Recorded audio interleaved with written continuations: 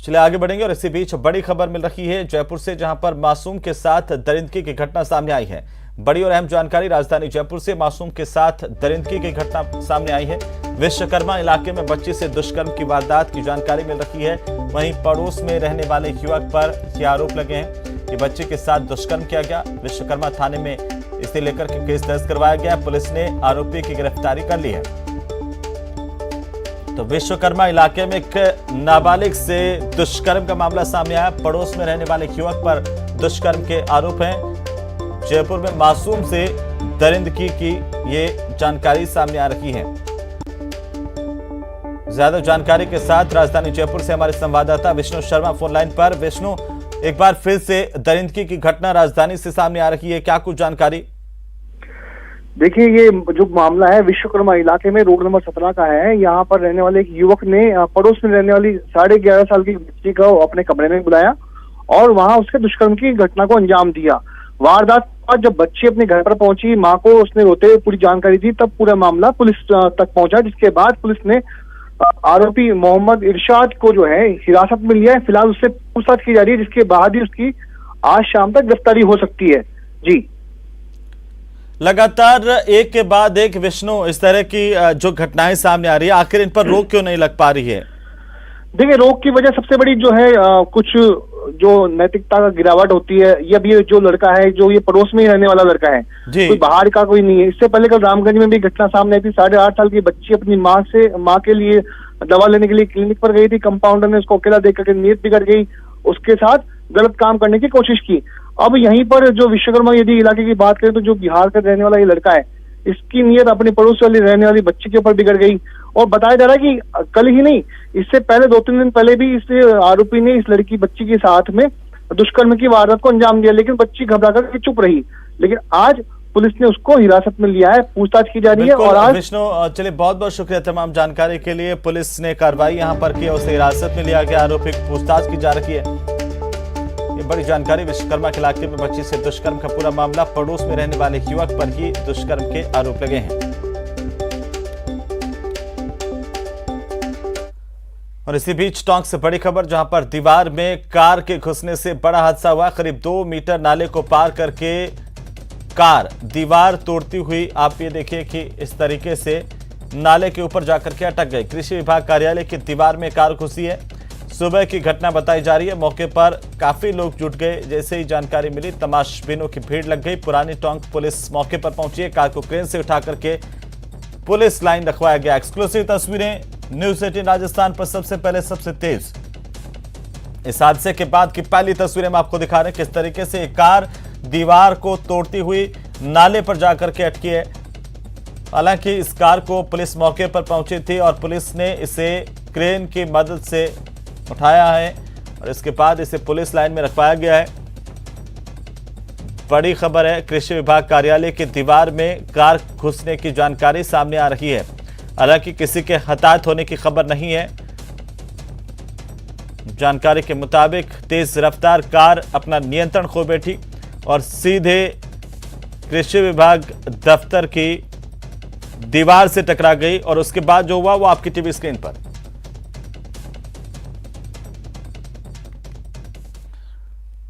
तो वहीं कोटा में छात्रा की हत्या के मामले को लेकर के आरोपी टीचर की गिरफ्तारी नहीं होने पर लोगों में आक्रोश बढ़ता जा रहा है। आरोपी टीचर अभी तक फरार है। आरोपी की गिरफ्तारी नहीं होने को लेकर के लगातार आक्रोश लोगों में देखा जा रहा है। देर रात तक रामपुरा थाने का घेराव लोगों ने किया और यहां पर नारेबाजी और प्रदर्शन कर अपना आक्रोश व्यक्त किया है। इस दौरान शहर के अलग अलग दर्जन भर इलाकों में कैंडल मार्च निकाला गया। छात्रा को श्रद्धांजलि अर्पित की जा रही है। वहीं लोगों की मांग है कि आरोपी की जल्द से जल्द गिरफ्तारी की जानी चाहिए।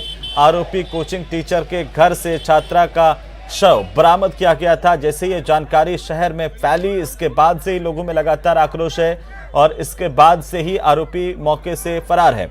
हालांकि पुलिस ने इस पर इनाम की राशि भी बढ़ा दी है। अब इसका सुराग देने वाले को 1,10,000 रुपए की इनाम की राशि दी जाएगी। शहर में कानून व्यवस्था बिगड़ती जा रही है। हर परिवार, हर घर, हर मोहल्ला सुरक्षित नहीं है। आए दिन घटनाएं घटती जा रही है और पुलिस प्रशासन इस पर कोई बड़ी कार्रवाई नहीं कर रहा है। पुलिस प्रशासन को जागृत होकर कड़ी से कड़ी कार्रवाई करनी चाहिए और एवज में हमसे 3 दिन की मोहलत मांगी थी, जो 3 दिन आज पूरे होने वाले हैं।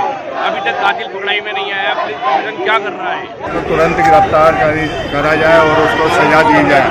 अगर आरोपी गिरफ्तार नहीं हुआ तो हमारा आंदोलन इस तरह से जारी रहेगा और आने वाले टाइम अनिश्चित काल के लिए कोटा बंद कराया जाएगा। इसलिए हमारी प्रशासन की मांग है कि उसको तुरंत गिरफ्तार किया जाए और उसको सजा दी।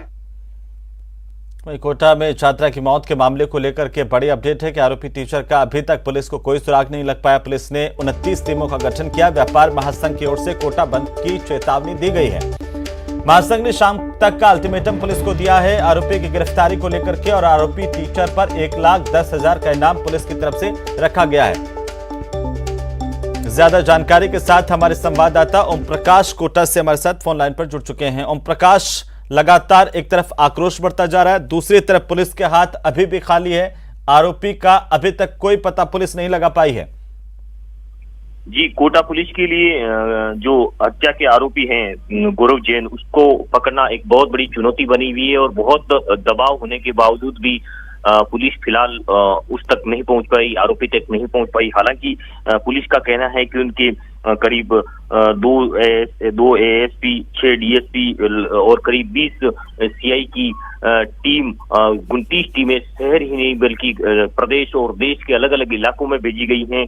जैन मंदिर सहित अन्य धार्मिक स्थानों का सर्च ऑपरेशन चलाया जा रहा है। जगह जगह पेम्पलेट बांटे जा रहे हैं, उनको इनामी अपराधी घोषित करके उनके पोस्टर चिपकाए जा रहे हैं। तमाम प्रयास किए जा रहे हैं। 200 से 300 टोल नाकों सहित आसपास के इलाकों के सीसीटीवी फुटेज खंगाले हैं।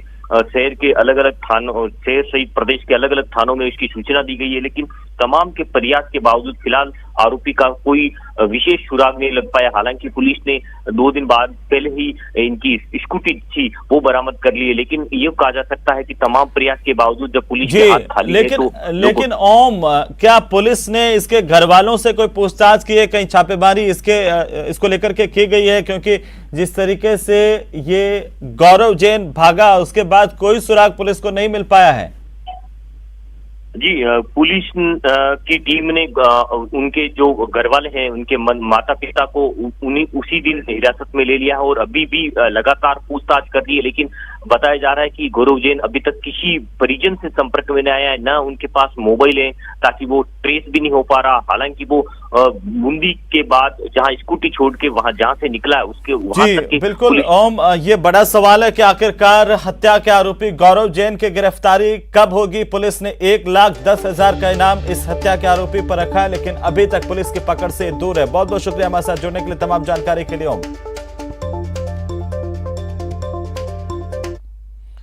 और अब बात करेंगे मौत पर बवाल की। प्रतापगढ़ चित्तौड़गढ़ रोड पर देर रात को कोतवाली थाना इलाके में बड़ा सड़क हादसा हुआ। इस हादसे में ट्रक सवार ने बाइक सवार 2 व्यक्तियों को अपनी चपेट में ले लिया।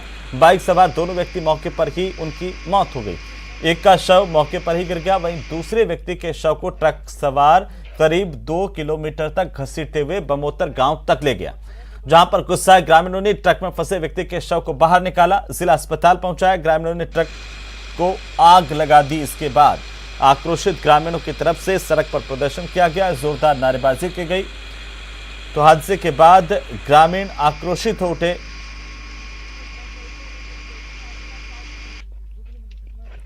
एक व्यक्ति की मौके पे ही डेथ हो गई, दूसरा व्यक्ति ट्रक में फंस जाने से और मारुति शोरूम से लेकर के वर्तमान में जहां अपन खड़े हैं 1.5-2 किलोमीटर शायद वो घसीटता हुआ और यहां तक आया। पुलिस को सूचना मिली, पुलिस मौके पे आई और डेड बॉडियों को मोर्चरी में शिफ्ट कराया। फायर ब्रिगेड बुला करके और अज्ञात लोगों ने वाहन में आग लगा दी थी, जिसको आग बुझाया जा करके ट्रैफिक को व्यवस्थित चालू कराया गया और रात्रि में कोई एक्सीडेंट नहीं हो इसलिए बैरिकेड लगा दिए गए। चलिए आगे बढ़ेंगे। नए मेडिकल बिल के ड्राफ्ट की तैयारी लगातार की जा रही है और निजी मेडिकल यूनिवर्सिटी में फीस पर यह ड्राफ्ट तैयार हो रहा है। मेडिकल कॉलेज में एक समान फीस करने की तैयारी इस ड्राफ्ट के जरिए की जा रही है। एक समान फीस निर्धारण के लिए ये बिल लाया जा रहा है। हाईकोर्ट के रिटायर्ड जज की अध्यक्षता में कमेटी बनाई जाएगी और फिलहाल अलग अलग मेडिकल यूनिवर्सिटी में अलग अलग फीस है, यानी कि फीस में वेरिएशन है। तो सभी मेडिकल कॉलेजों की यूनिवर्सिटी की एक फीस हो, एक कोर्स की, इसे लेकर के बिल लाया जा रहा है। उसकी तैयारियां जोर शोर से की जा रही है। इससे व्यवस्थाओं में सुधार होगा और छात्र जो है वो ज्यादा फीस चुकाने से बच पाएंगे। हाईकोर्ट के रिटायर्ड जज की अध्यक्षता में कमेटी का गठन होगा और फिलहाल अलग अलग मेडिकल यूनिवर्सिटीज में अलग अलग फीस है अपनी अपनी, उस पर रोक कैसे लगे इसके प्रावधान इस बिल में किए गए हैं। उधर पोखरण शहर के फलसून रोड पर हीरो मोटरसाइकिल एजेंसी में शॉर्ट सर्किट की वजह से आग लगने से काफी नुकसान हुआ है। राहगीरों ने इस घटना की सूचना फायर ब्रिगेड को दी। इसके बाद मौके पर पहुंची दमकल की गाड़ियों ने आग पर काबू पाया।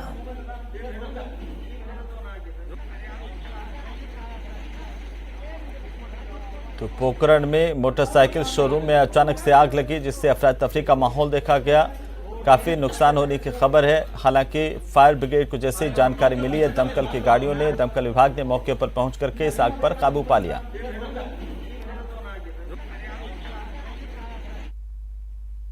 और इसी बीच पोखरण से बड़ी खबर मिल रही है। आपको बता दें कि पोखरण में एक बेकाबू कार पलट गई है। सड़क हादसे में भाई बहन की दर्दनाक मौत होने की जानकारी सामने आ रही है। दरअसल जानकारी के मुताबिक नीलगाय को बचाने के चक्कर में हादसा हुआ है। इस हादसे में 2 अन्य लोग गंभीर रूप से घायल हुए हैं। नोक बाप सड़क मार्ग की घटना बताई जा रही है। तो पोखरण से बड़ी खबर है। सड़क हादसे में भाई बहन की दर्दनाक मौत हुई है। बड़ी जानकारी इस वक्त की। नोक और बाप सड़क मार्ग की घटना बताई जा रही है। बड़ा सड़क हादसा पोखरण में हुआ है। तेज रफ्तार बेकाबू कार पलट गई।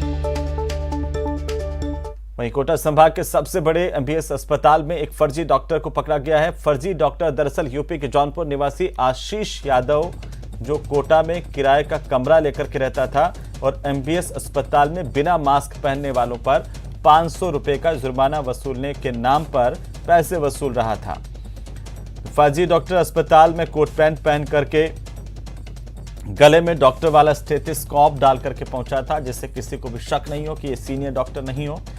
और ऐसा करके वो वहां पर भोले भाले लोगों को निशाना बनाता था, उनसे मास्क के नाम पर वसूली करता था। वार्ड में जाकर के कर्मचारियों को भी फटकार लगा रहा था। शक होने पर सुरक्षा कर्मियों ने उसे पकड़ करके अस्पताल की पुलिस चौकी को सुपुर्द किया है। तस्वीरें हम आपको दिखा रहे हैं इस शातिर की, किस तरीके से शातिराना अंदाज में डॉक्टर का भेष धर करके लोगों को ठगता था, लूटता था। 500 रुपए के नाम पर, मास्क के नाम पर वसूली कर रहा था।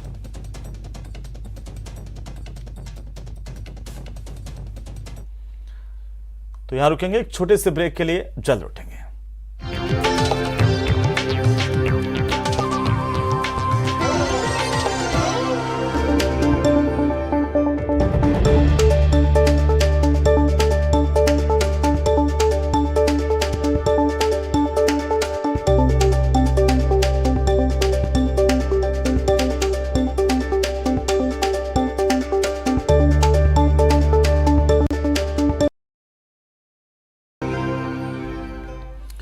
तो चलिए ब्रेक के बाद एक बार फिर से आपका स्वागत। और नागौर जिले की मकराना पुलिस की टीम पर हमला करने वाले आरोपी को पुलिस ने गिरफ्तार कर लिया है।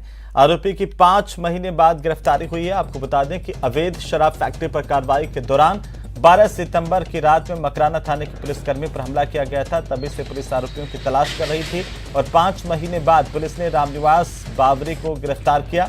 साथ ही अन्य आरोपियों की तलाश पुलिस की तरफ से जारी है।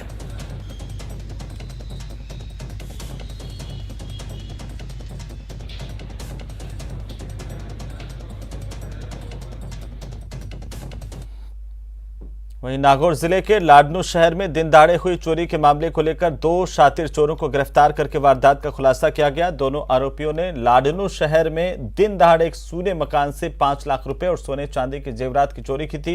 सीसीटीवी के सहारे पुलिस ने दोनों तक पहुंच की और चोरी की एक दूसरी वारदात को अंजाम देने सरदार शहर जा रहे दोनों आरोपियों को स्लीपर बस में से दबोच लिया। दोनों से चोरी का सामान भी बरामद किया गया है।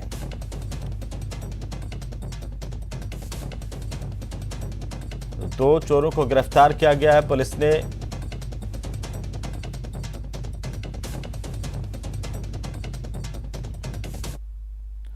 वहीं आरएएस भर्ती परीक्षा की तारीख बढ़ाने की मांग जोर पकड़ती जा रही है। राजस्थान विश्वविद्यालय में छात्रों का धरना लगातार जारी है। सुबह से लेकर के रात तक छात्र धरना स्थल पर आरएएस परीक्षार्थी नारेबाजी करते हुए नजर आ रहे हैं। परीक्षार्थियों की मांग है कि 25 और 26 फरवरी को होने वाली परीक्षा को आगे बढ़ाया जाए और इसके पीछे अभ्यर्थियों का यह तर्क है कि जो बदलाव सिलेबस में किया गया उसकी तैयारी के लिए पर्याप्त समय उन्हें नहीं मिल पाया है। लिहाजा परीक्षार्थी कम से कम 3 महीने परीक्षा को आगे बढ़वाना चाहते हैं। काफी संख्या में लगातार ये अभ्यर्थी यहां पर बैठे हुए हैं और मांग कर रहे हैं कि आरएस मेन एग्जाम को पोस्टपोन किया जाए।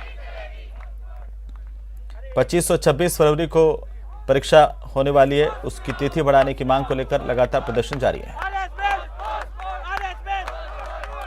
चुके हैं हम लोग, सीएमआर जा चुके हैं, हम लोग चीफ सेक्रेटरी मैम से मिल चुके हैं।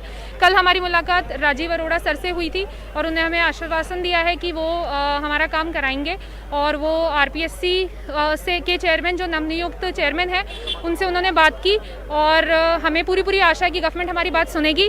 जब तक हमारी गवर्नमेंट बात नहीं सुनती, जब तक प्रेस नोट हमें नहीं मिलता है, तब तक हम लोग यहाँ से नहीं जाएंगे। और अभी हमारा प्लान ये कि हम निरंजन आर्य सर के पास जा रहे हैं हमारी मांगे रखने और उनके सामने हमारी मांगे रखी जाएंगी, फिर हम लोग वापस आएंगे और जब तक निष्कर्ष नहीं निकलता है हम लोग यहाँ से नहीं जाएंगे। हमारी बस एक ही मांग है कि सिलेबस को देखते हुए एग्जाम पोस्टपोन किया जाए ताकि स्टूडेंट्स को तैयारी के लिए अच्छा समय मिले।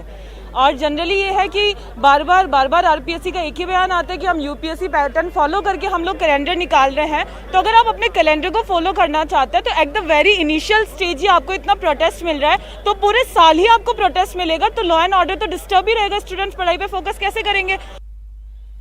तो चलिए इसी के साथ ही भारत राजस्थान में फिलहाल इतना ही। नमस्कार।